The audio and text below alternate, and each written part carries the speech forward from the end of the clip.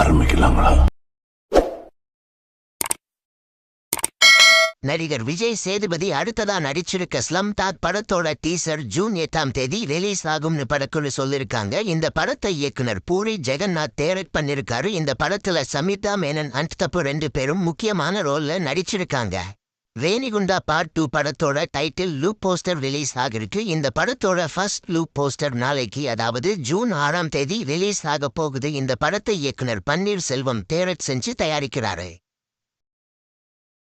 Manjummel boys படத்தை direct செஞ்ச இயக்குனர் சிதம்பரம் அடுத்ததா டைரக்ட் பண்ணிருக்க பாலன் தி பாய் படத்தோட ட்ரெய்லர் ரிலீஸ் ஆகிருக்கு. ஆவேசம் படத்துக்கு மியூசிக் போட்ட சுஷின் ஷியாம் இந்த படத்துக்கு மியூசிக் போட்டிருக்காரு. ஜூன் 19ஆம் தேதி இந்த படம் தியேட்டர்ஸ்ல ரிலீஸ் ஆக போகுது.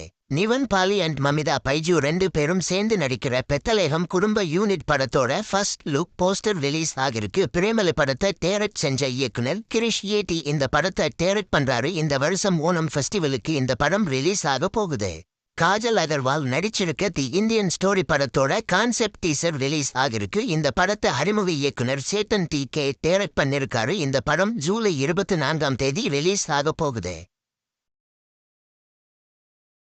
இந்த வீடியோ பிடிச்சிருந்தா லைக் பண்ணி ஷேர் பண்ணுங்க.